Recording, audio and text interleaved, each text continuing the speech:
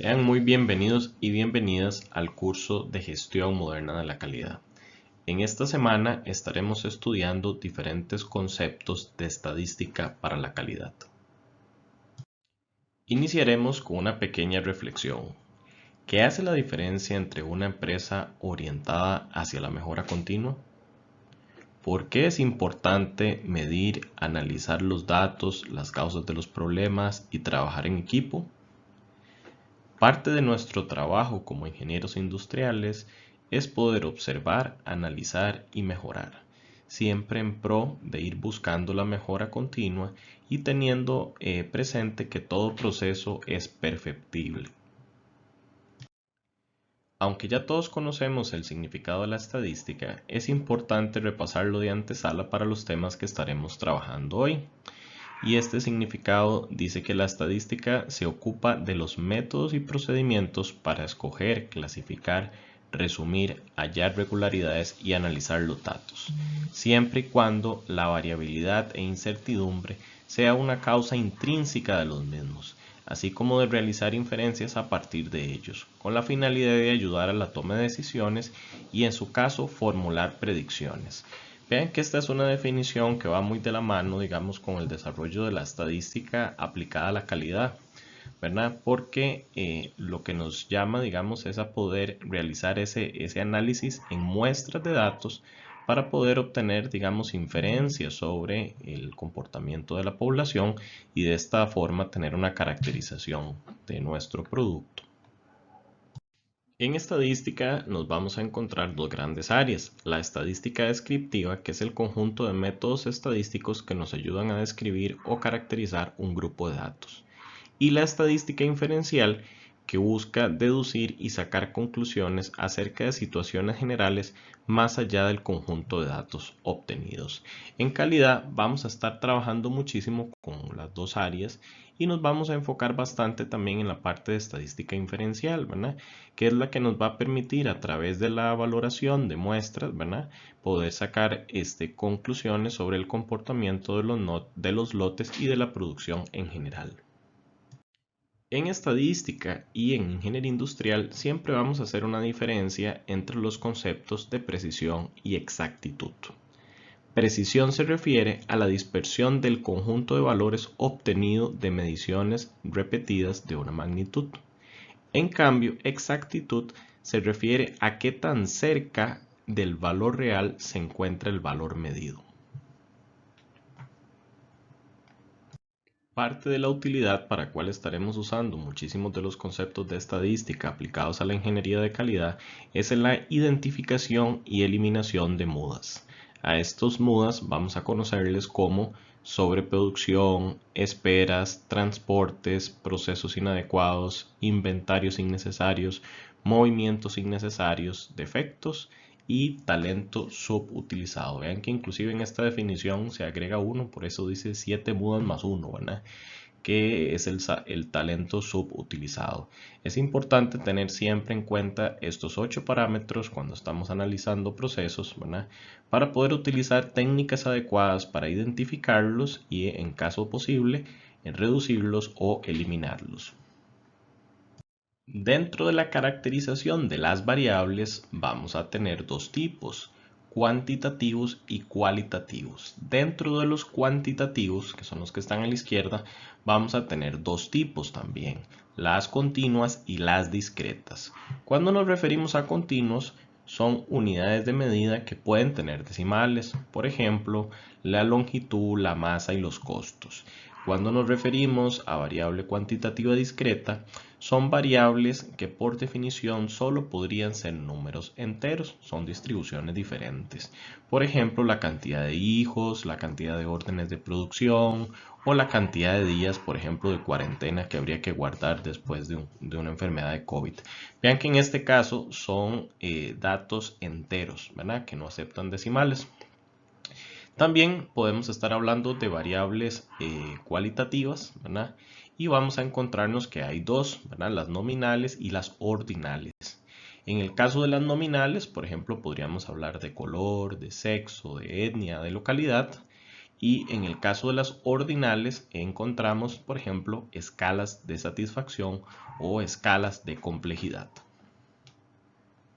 En esta filmina podemos ver ejemplos de variables cualitativas. Por ejemplo, en la escala nominal se dice que no tienen relación entre clases, pertenecen o no, ¿verdad? Existe una pertenencia o no, y hay comparaciones, igualdad, desigualdad. Vean que en este caso sí podemos hacer, digamos, evaluaciones, podemos poner, por ejemplo, cuántos hombres, cuántas mujeres, decir si está dentro de la clase, si no está dentro de la clase, comparar cantidades, ¿verdad? A pesar de que son variables cualitativas, siempre también van a ser objeto, digamos, de medición, ¿verdad? Y en la escala ordinal, ¿verdad? Recuerden que lo que nos muestra, digamos, es una relación de orden entre clases, ¿verdad? También hay una pertenencia o no y tienen comparaciones de igualdad, desigualdad. Por ejemplo, en las escalas, de Likert nos dice si el punto ubicado es mayor o menor a otro punto. Entonces sí hay una relación, digamos, de orden o de posición en estas escalas. Dentro de las variables cuantitativas nos vamos a encontrar escalas de intervalo y escalas de la razón. La diferencia es que en las escalas de intervalo el 0 es arbitrario. Esto lo que significa es que el 0 no es ausencia del atributo. En la escala de la razón vamos a tener un 0 real, y si hay un 0 es que hay ausencia absoluta del atributo. Por ejemplo, el costo, la productividad, ¿verdad? Si hay 0 es que no hay costo y no hay productividad. En cambio, digamos, en las escalas de intervalo, ¿verdad? Son comparaciones numéricas y usualmente podríamos tener, por ejemplo, temperatura en grados Celsius, ¿verdad? 0 Celsius no es que no hay temperatura, es que es una temperatura como tal. O, por ejemplo, cuántos días de reposo, ¿ok? 0 días de reposo, ¿verdad? Tiene la persona 1 día de reposo, 2 días de reposo, ¿verdad? Entonces es parte, digamos, de los análisis que tenemos que tener en considerando, ¿verdad? Y poder hacer esa diferenciación, ¿verdad? Entre cuál es la posición que toma el 0 dentro de las dos escalas de las variables cuantitativas. Dentro de la gestión de la calidad nos vamos a encontrar una serie de herramientas y técnicas que nos van a facilitar y nos van a ayudar muchísimo en el análisis y mejora de procesos. Dentro de estas herramientas están las hojas de verificación de inspección y recolección de datos, ¿verdad? Los diagramas de causa-efecto, también conocido como diagrama de Ichikawa, el diagrama de Pareto, ¿verdad? Que hablamos de la regla de 20-80, los histogramas, diagramas de dispersión, diagramas de flujo y gráficas, ¿verdad? En todos los tipos de gráficas que nos vamos a encontrar, gráficas de barra, gráficas de línea, gráficas radar, gráficas pastel, ¿verdad? Gráficas de columnas, y las cartas de control o gráficas de control. Dentro de las técnicas que podemos utilizar nosotros para generar, ¿verdad? Vamos a tener siempre la parte de la lluvia de ideas o el 5W más 1H, ¿verdad? Who, what, where, when, why, how. Y el mapeo y el análisis de desperdicios. Y también la parte, digamos, en cuanto a la estratificación de muestra.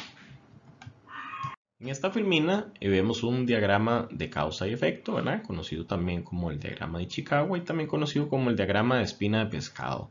Vamos a ver un eje central, ¿verdad? Donde va a estar orientado y redactado en forma de problema, y vamos a ver las causas, ¿verdad? Que pueden ser estrategia, técnica o salud, por ejemplo. Y dentro de esas causas podríamos tener subcausas, ¿verdad? Que lo que nos permiten es en una primera instancia poder identificar y poder mapear cuáles son las relaciones que existen y cuál es, digamos, la relación de causa-efecto para contribuir, en este caso, hacia la derrota en un torneo deportivo. Vean que siempre es importante que eso esté redactado en forma de problema, porque a veces nosotros lo visualizamos de esa manera, pero lo escribimos en una forma propositiva. Entonces no queda muy claro, ¿verdad? Cuál es la aplicación o la incidencia de esa característica, ¿verdad? En algunos casos, inclusive podríamos pensar que es una característica positiva, ¿verdad? Pero no es lo mismo decir, por ejemplo, motivación, ¿verdad? Que desmotivación del personal, ¿verdad? Si eso es lo que está, digamos, influyendo dentro del problema identificado. Los diagramas de Pareto son altamente conocidos. Recuerden que nosotros hemos estudiado cómo desarrollarlos tanto en Excel como en Minitab, ¿verdad?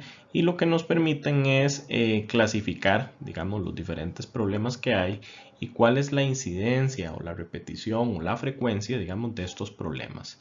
Idealmente hablamos de una regla de 80-20, ¿verdad? Donde el 20% de las causas tienen el 80% de la problemática, pero no necesariamente, digamos, debido a que no es una regla, o mejor dicho, es una regla que se puede quebrar. A esto me refiero con que perfectamente podríamos tener paretos 70-30, 60-40, ¿verdad? La idea del pareto es que realmente podamos identificar si hay algunas causas que son las que generan la mayoría del problema. Y de esta manera podríamos identificar, digamos, y concentrarnos, digamos, de forma prioritaria en esas causas, digamos, para poder dar una mejora sustancial al problema, digamos, con un esfuerzo optimizado. En ocasiones nos encontramos con la disyuntiva que necesitamos generar, digamos, evaluaciones o relaciones entre dos variables de tipo cualitativas. Entonces, por ejemplo, podríamos hablar de características de la calidad relacionadas con las competencias de los colaboradores de una organización. En estos casos vamos a estar utilizando matrices de relación, ¿verdad? Y esas matrices de relación lo que nos permiten identificar, por ejemplo, es si la relación es fuerte, es media o es débil. Y a partir de estas matrices de relación, ¿verdad? Podríamos identificar cuáles son las variables que más tienen vinculación, ¿verdad? Que más inciden unas en otras y cómo poder trabajarlas también. En este ejemplo, ¿verdad? Que utiliza la misma nomenclatura, por ejemplo, que la función de la calidad o el QFD, vamos a encontrar en el lado de la izquierda el tiempo de ciclo, la satisfacción del cliente y los costos mensuales. Y en la parte derecha del cuadro, el tamaño de la persona, la capacitación de la persona y la experiencia. Y vamos a ponerle, digamos, un valor simbólico, ¿verdad? Si la relación es fuerte, ¿verdad? En este caso el ejercicio nos dice que sería un círculo relleno. En el caso de una relación media sería un círculo vacío. Una relación baja sería un triángulo y nada, ¿verdad? Sería que no existe relación, ¿verdad? Entonces, por ejemplo, ¿cuál es la relación entre el tiempo de ciclo y la estatura de la persona? No hay relación, ¿verdad? Pero ¿cuál es la relación que existe entre el tiempo de ciclo y la experiencia que tiene la persona en ese proceso? Ah, bueno, sí, ahí tenemos, digamos, una relación media. O ¿cuál es la relación que existe entre la satisfacción del cliente y la capacitación, ¿verdad? Que se tiene sobre la producción y el uso del producto? En este caso, vean que es una relación fuerte. Estas relaciones primero digamos, estas matrices nos ayudan a identificar cuáles son las relaciones que hay. En algunos casos las conocemos, tenemos claridad, en otros no, ¿verdad? Entonces esa, digamos, es una primera instancia. Y después, digamos, nos ayudan a poder identificar específicamente esas variables, ¿verdad? Para poderlas relacionar y tenerlas muy presentes, digamos, a la hora del análisis de proceso, diseño, rediseño y mejoras. En estadística, un histograma es una representación gráfica de una variable en forma de barras, donde la superficie de cada barra es proporcional a la frecuencia de los valores representados. Entonces, por ejemplo, en este caso nos vamos a dar cuenta que la marca de clase 49 es la que tiene una frecuencia mayor, ¿verdad? Y digamos, la distribución parece ser una distribución normal, digamos, por el comportamiento que tiene, ¿verdad? Donde vemos la mayoría de los datos concentrados cerca del dato de la media, ¿verdad? En el centro, y de ahí, digamos, tanto hacia la izquierda como hacia la derecha, se van dispersando los datos cada vez con menor frecuencia. Los histogramas son muy útiles, digamos, para tener esa representación gráfica, inclusive poder ver, digamos, el comportamiento que puede tener una variable, ¿verdad? Y a partir de ahí poder generar, digamos, conclusiones sobre el comportamiento, digamos, de esa variable. En la actualidad nosotros nos concentramos en poder generar histogramas con herramientas computacionales como en el caso de Excel o en el caso de Minitab, ¿verdad? Sin embargo, tenemos algunas guías, ¿verdad? Que nos pueden decir, digamos, en relación a la cantidad de datos o la cantidad de observaciones, cuántas clases podríamos necesitar, ¿verdad? Entonces, por ejemplo, de 30 a 45 datos podríamos hablar en un rango de 5 a 7 clases, de 46 a 90 datos, de 6 a 8 clases, de 91 a 180 datos, de 8 a 10 clases, de 180 datos a 250 datos, de 9 a 11, y más de 250 datos podríamos tener entre 10 y 12 clasificaciones. Y ese es un estimado, porque también, digamos, uno de los factores que más va a incidir es cuál es la dispersión de esos datos, ¿verdad? Pues yo podría tener 300 datos, pero con una dispersión sumamente baja. Entonces realmente tal vez no ocupe tener, digamos, tantas clases, ¿verdad? En esta filmina podemos ver un procedimiento bastante utilizado, pero un poco más empírico, para determinar el tamaño de las clases, ¿verdad? Entonces, una de las características que hacemos siempre es contar la cantidad de elementos. En este caso son 40, ¿verdad? Se calcula el valor del elemento mínimo y el valor del elemento máximo. En este caso es 19 y 76 respectivamente. Y la diferencia del más grande menos el más pequeño lo que nos da es el rango, ¿verdad? En el caso de este ejercicio es de 57. Posteriormente, para calcular el número de clases, lo que sacamos es la raíz cuadrada, ¿verdad?, del total de elementos. En este caso es la raíz cuadrada de 40. Y lo promediamos. Vea que en este caso podríamos estar hablando, digamos, de 6 clases o de 7 clases, ¿verdad?, porque tienen que ser discretas, tienen que ser enteras. ¿Y cómo calculamos, digamos, el ancho de la clase? Entonces, en este caso, si nosotros vamos a tener un total, ¿verdad?, de un rango de 57, lo dividimos entre la cantidad de clases y nos da, digamos, el ancho de la clase. En este caso nos da 9,5. Entonces vean que usualmente se lleva el número impar más cercano, ¿verdad? Entonces, para que exista, digamos, esa diferencia siempre, digamos, a la hora de establecer las clases. Y en este caso, digamos, se elige 9. Entonces vamos a tener 6 clases de tamaño 9. Y entonces empezamos con la clase más pequeña, ¿verdad?, que en este caso sería 19, y a partir de ahí vamos a ir sumando siempre el ancho de la clase para ir determinando cada una de ellas. Ojo, digamos que este es un elemento para realizarlo de forma manual, ¿verdad? Pero como les decía, ¿verdad?, y como hemos visto en herramientas computacionales, vamos a tener el apoyo, digamos, de estos sistemas para generar, digamos, los histogramas, inclusive poder ir viendo, digamos, y modificando el comportamiento de la gráfica dependiendo de la cantidad de elementos y dependiendo de la cantidad de clases.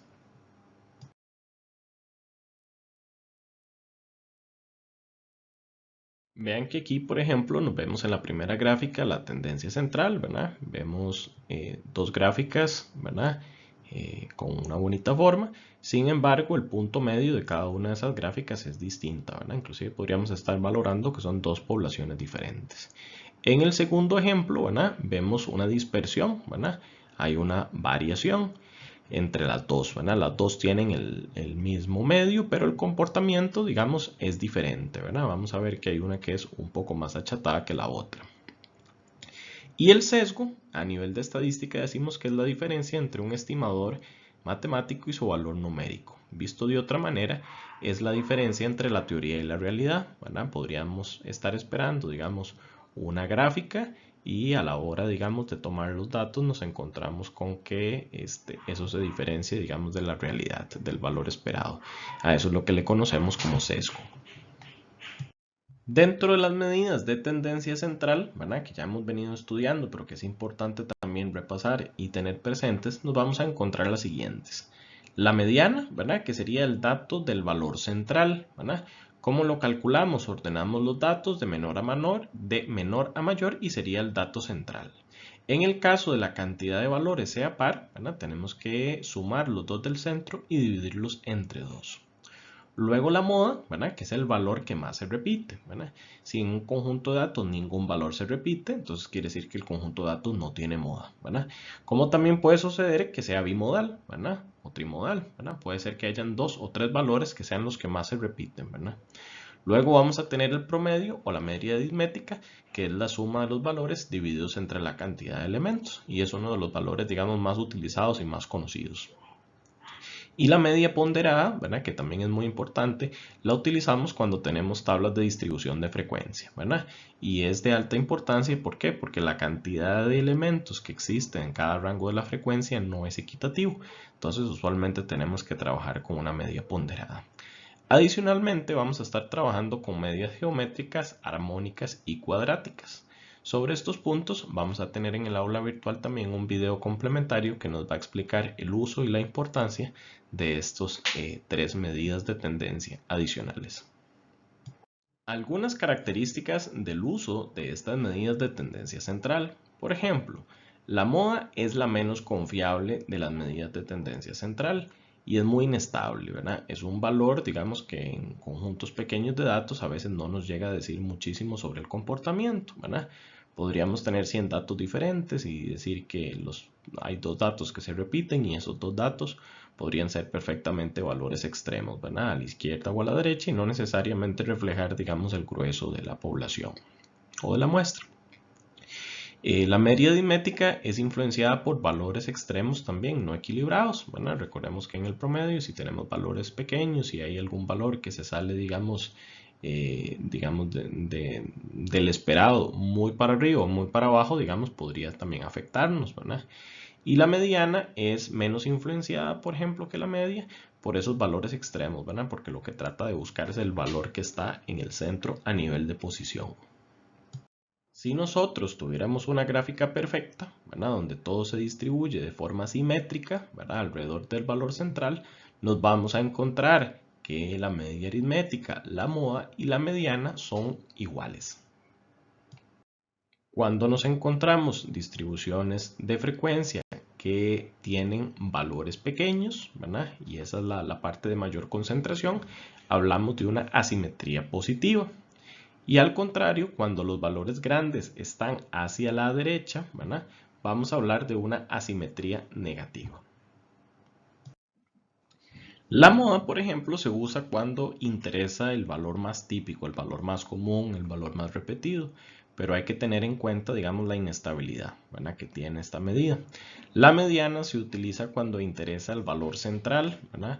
O cuando la distribución de los datos es muy asimétrica.